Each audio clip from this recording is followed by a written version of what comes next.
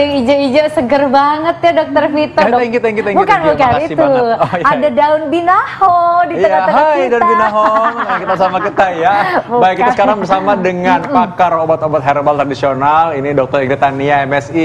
Dr. Ingrid, gimana, apa kabar? Baik, alhamdulillah. Gimana Dr. Dokter, Vito? ini kita lagi bahas mengenai tanaman yang memang ini menjadi tanaman asli Indonesia. Ceritanya zaman dulu kita sudah tahu bahwa ini adalah tanaman-tanaman yang bisa punya efek obat-obatan. Nah, Bener kita membahas banget. sekarang ini daun binaho terkenal sekali.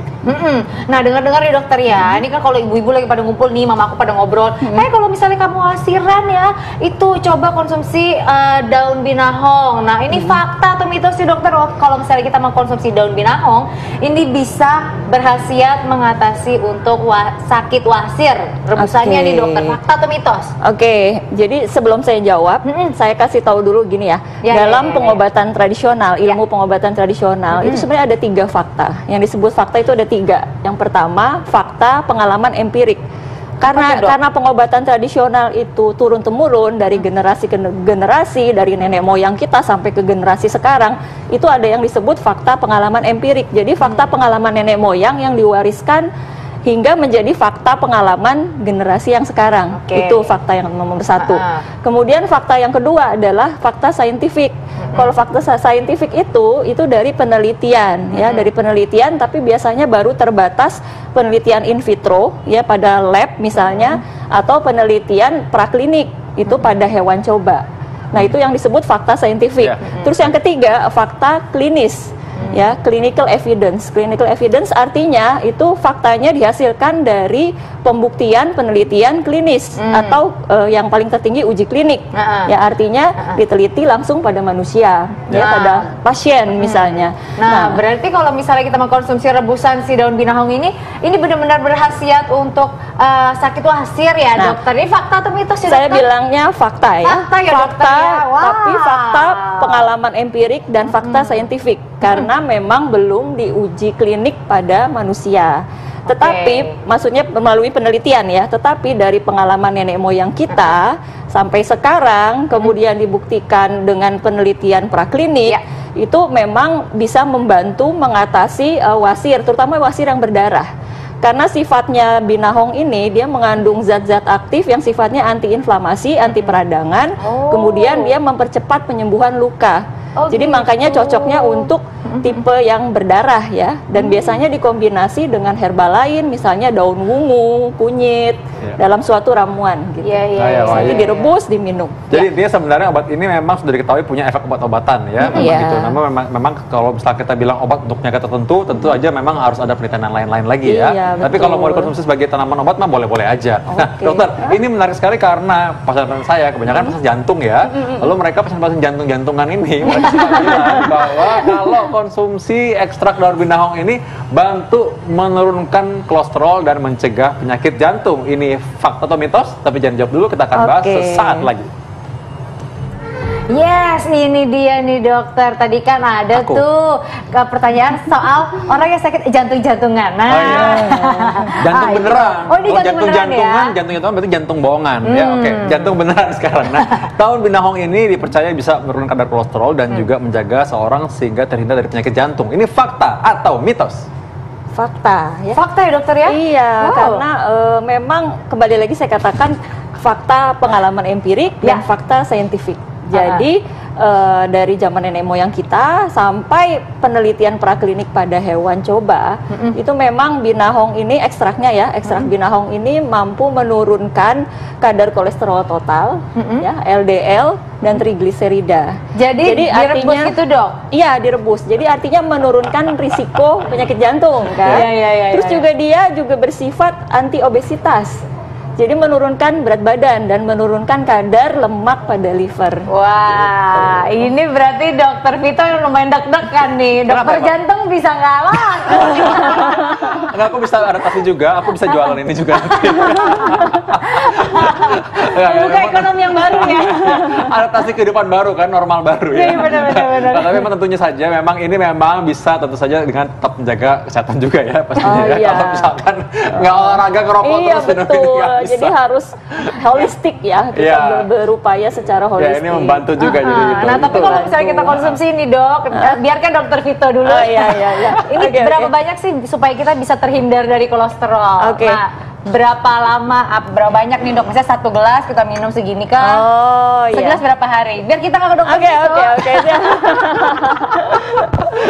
Oke, jadi gini, binahong ini sebenarnya sejenis sayuran. Jadi dia sebenarnya bisa dimakan sebagai sayuran kita sehari-hari ya. Jadi kalau di Amerika Selatan itu mereka biasa melalap. Makan mentah, gitu. Makan mentah ya dalam ukuran yang kita biasa melalap lah gitu ya, kira-kira seperti itu. Kemudian kalau yang dimasak itu di Asia biasa ya, kalau di negara-negara Asia bisa dibikin sayur bening, dicampuran sup, terus ditumis.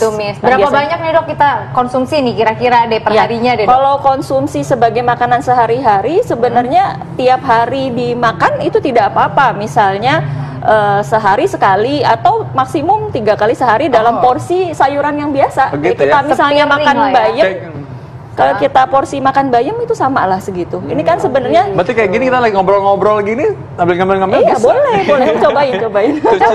Tapi belum dicuci ya. Kalau ekstraknya gimana dok? Kalau misalnya kita rebus kan tadi kan ada VT kan kita lihat tuh dok.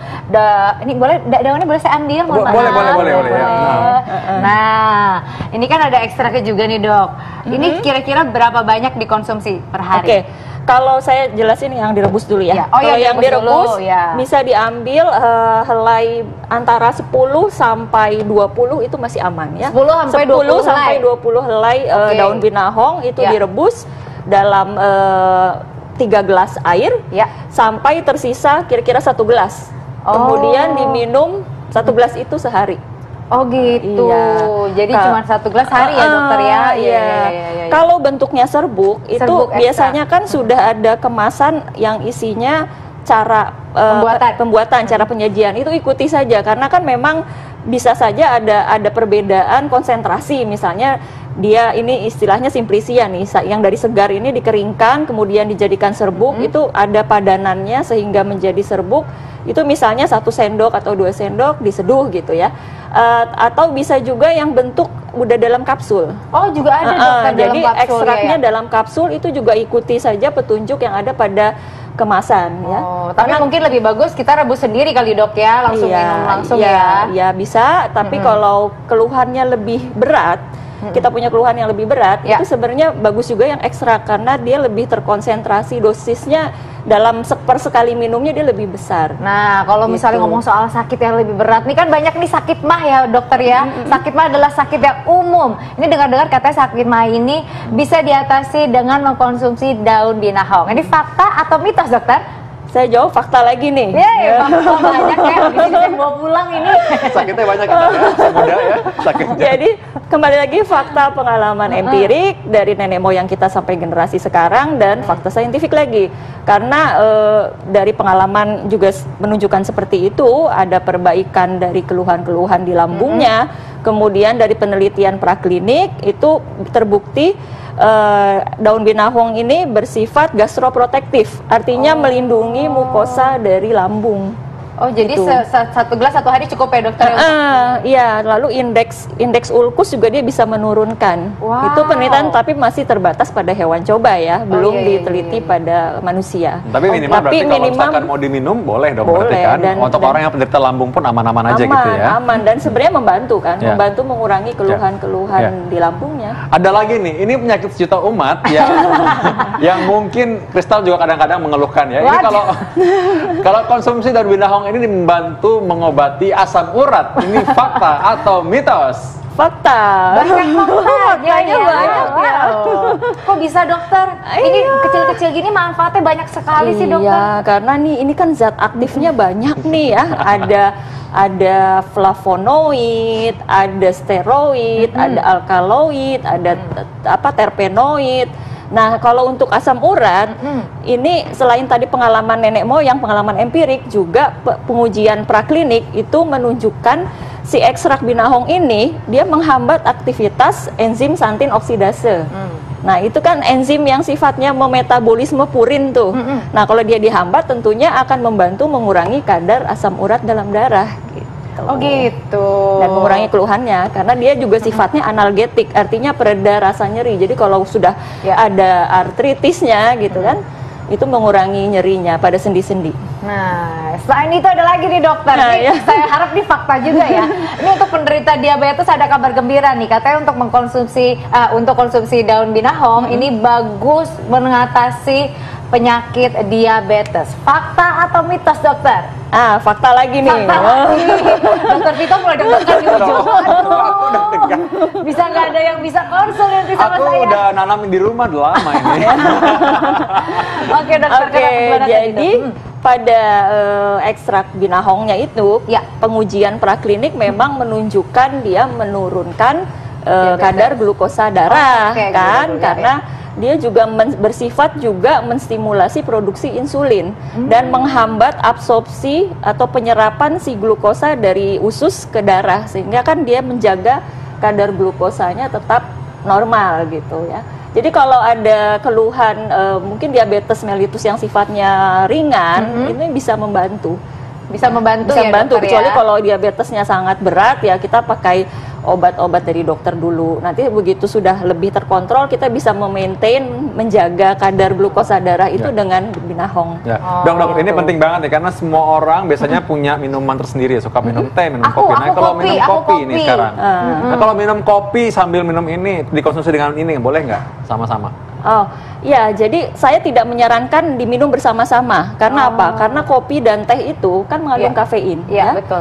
Kafein ini sifatnya kan diuretik, ya, dan sifatnya juga kalau diuretik itu kalsium itu juga cepat keluar, ya. Jadi absorpsi kalsium juga terhambat sehingga banyak dikeluarkan lewat urin. Nah, si binahong ini dia mengandung asam oksalat. Nah, asam oksalat ini juga mengurangi absorpsi kalsium, sehingga kalau misalnya konsumsi binahong ditambah teh atau kopi, kalsium yang kita makan dari makanan itu terbuang. Oke. Ya, tapi bukan berarti berbahaya ya, tapi itu yang kita sayangkan. Dok, gitu ya. tips singkat, ini kan memang bukan obat tapi ini punya efek obat dan punya efek untuk bisa membantu meringankan gejala ya. Bagaimana cara mengkonsumsi dengan cara yang baik? Oke, cara yang baik itu tadi saya udah sempat sebutkan ada berbagai cara ya. Jadi konsumsi sebagai sayuran sehari-hari, misalnya dimakan mentah itu bagus juga lalap asal udah dicuci bersih ya. Kemudian dikonsumsi sebagai sayuran yang dimasak, yang dibening atau di sup atau ditumis itu juga bagus. Setiap hari dikonsumsi juga nggak apa-apa. Kemudian atau yang beli yang direbus kan daun beberapa helai daun sampai maksimum 20 direbus akhirnya diminum. Baik dokter. Langsung deh habis ini. Terima kasih ya dokter ya. Kita langsung saja bahwa saksikan terus Hidup Sehat. Hidup Sehat tiap Senin sampai Jumat jam 1 sampai pukul 2. Bersama saya dengan saya Krisela Chani. Saya Dr. Vito Damai Indonesia. Hidup Sehat.